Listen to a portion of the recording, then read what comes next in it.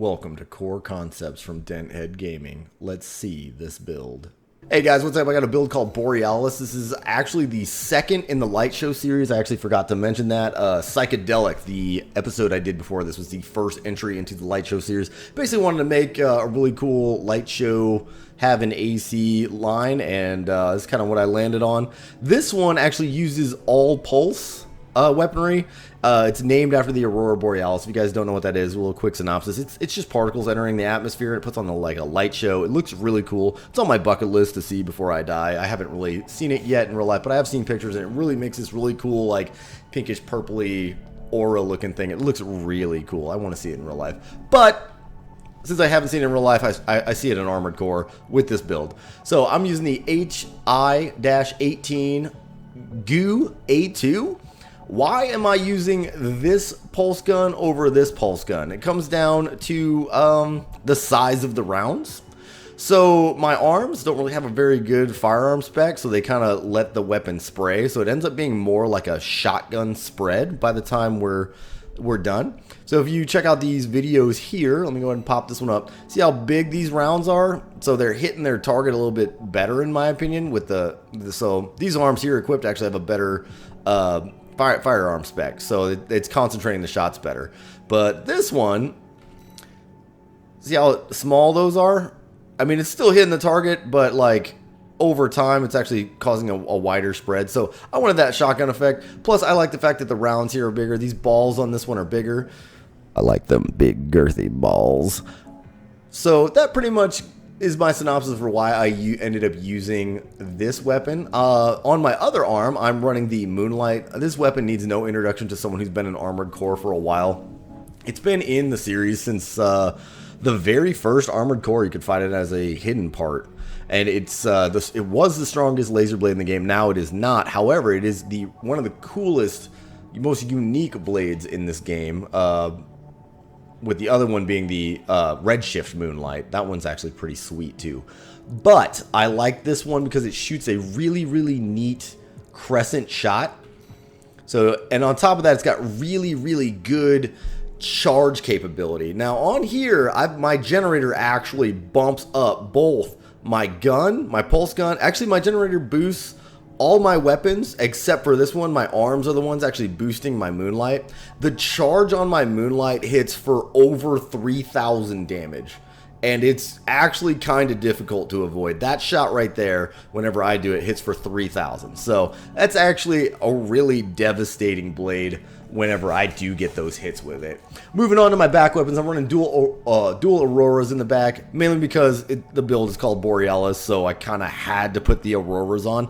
But that being said, my generator does amplify the specs on this guy, so it is really, really fun to use. So it actually hits for almost 200 points higher than it was supposed to. It's not a chargeable weapon, but if all 4 rounds hit, I'm hitting for 800 a pop. Plus, not to mention, I'm hitting for my impact is actually staying. And also, another good thing about these is the accumulative impact stays. So that's basically how long the stagger stays up there. That means I have a longer window to actually work on my enemy's stagger gauge. So that is what accumulative impact really is for. So, that being said, that's all the weapons. So the basic battle strategies here is I just bombard them with Auroras. I spray this to keep them back, and when I can, I absolutely devastate them with the blade. That is the battle strat.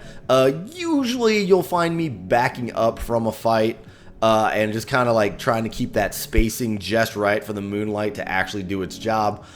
So yeah, very, very much like the last build, the Moonlight is going to be your haymaker. It's going to be your big shot. So that's the main battle strategy here. Moving into the frame, I'm running the Mind Beta, same as the last one. Like I said, I use this head in a lot of builds. I love it for its staggered EN performance. It is wonderful.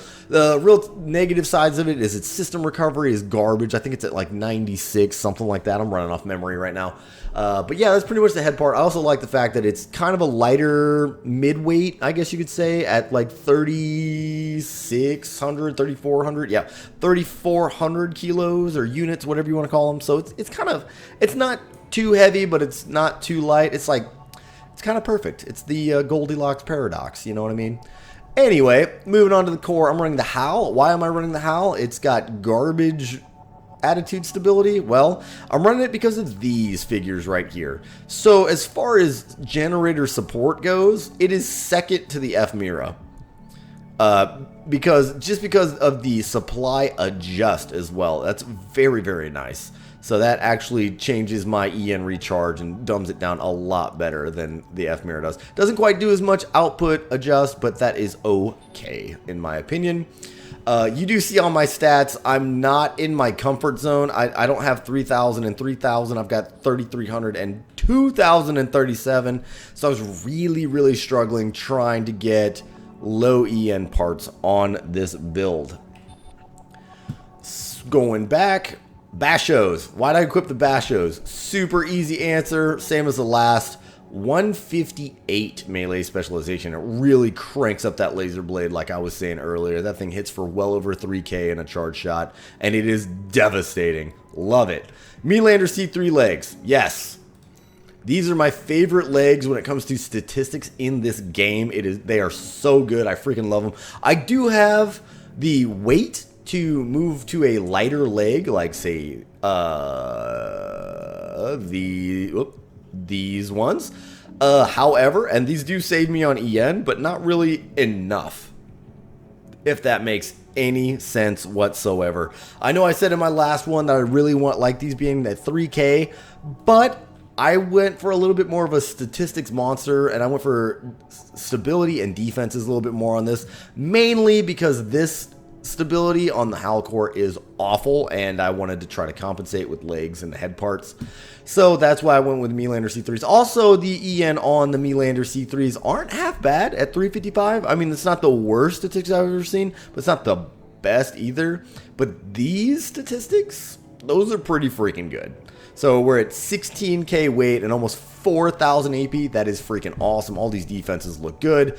With EN kind of trailing, but EN a lot of times is what's trailing. There's only very specific parts, few and far between, where it supports EN resistance.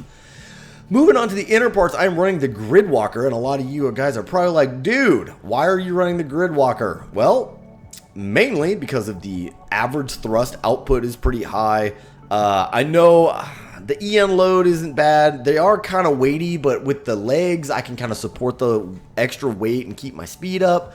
QB, I wouldn't mind changing, but one of my favorite things to do with this build is actually kind of yo-yo a little bit, if that makes any sense. So I love to just boost in the air, and this 6,334 upward thrust is the best in the game as far as upward thrust goes, and the upward consumption isn't bad. It's a little on the high side, but it's not bad, but the benefits of it are just incredible. So that is why I'm running the Gridwalkers. Yes, I know the Gridwalkers did get a boost in melee attack thrust from with the last patch, but I don't really need it with the Moonlight. I don't lunge toward anybody, so it really doesn't freaking matter to me.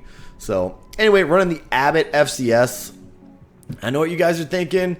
Dent, your back weapons, they lock on. You need that missile lock corrections. These Auroras are not missiles, guys. They're not missiles. They are right here. Lightwave cannon. They are cannons, not missiles. They do lock on, but they are not missiles. Doesn't have anything to do with missile lock correction, so it is fine to equip that specific FCS. Could I put on something a little bit better? I think I could. Actually, honestly, I've been debating back and forth on why I'm not running this. Yes, it's got higher missile, but I like to stay in mid-range. Like, mid to close range is kind of my happy place, and my EN is a little bit better. I think this is be a really good FCS. If you guys want to try it out, it would actually work very well. Sure, it says your QB time goes down, but it can't be by much because we're only gaining 10 pounds, guys. That's or 10 units, 10 kilos, whatever you want to call it. Could really be a good modification. So let me know. If you guys do equip it, go ahead and tag me in that share ID. Let me see how much better yours is than mine. It's a lot of fun. Just to put the share ID in the comments, and I will look at your guys' build and play around with it. Anyway, that is the FCS I chose, mainly because it is a close to mid-range, and that is one of my close to mid-range favorites. Second to this one, but I didn't do the Talbot because of these numbers. It is garbage. Anyway, Generator. This one doesn't need an introduction because I introduced it in the last video. This thing is the highest rated firearm spec generators in the game, and I really like how it takes my weapons and makes them hurt people more. I like it when my weapons hurt people more, so that is why I have it equipped. Yes, it is absolutely screaming at me because my supply sucks, but with the fight style I tend to employ with this, it's usually back up, boost up, fall down, wait for recharge. It's not really that complicated. Moving on, pulse armor. Again, pulse armor. My defenses aren't bad. My attitude stability isn't the greatest compared to my defenses. My AP is nice and high. I don't want to say I'm squishy, but I think the pulse armor actually fits the fight style of the AC just a little bit better and makes it a little bit more competitive. Now, overall review, would I use this in PvP? The answer to that is I have.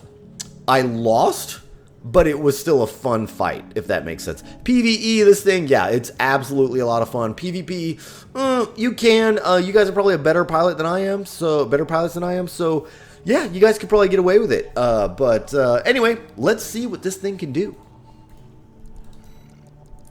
All right, come here, Freud. Main system activating combat mode. All right, Freud, it is time to get Borealist.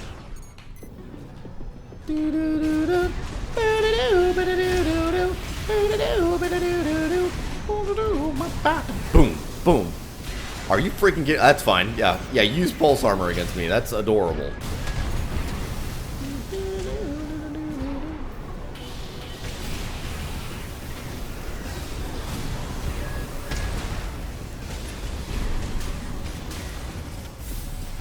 Oh, I can't believe that missed, game. Come on. Come on.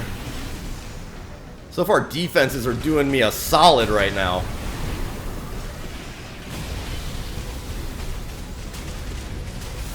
There she is. That laid a hurting on him. That's my opening. There she is. God, I love this AC. Get Borealist. Alright guys, that was Borealis. I took out Freud in about 48 seconds. Let me get you a share ID on him. It is going to be 2MC5WTZV and ZTT. Go ahead and use this AC, play around with them, tinker with them. Like I said earlier, if you do have a build, you want to share it, give me a share ID in the comments below. I will build it and check out what you made. It'll be a lot of fun for me. I had a lot of fun using this big giant robot to blow stuff up. That's always a good time for me. Please like and subscribe, support the channel. Let me bring more to you. Thank you, and goodbye.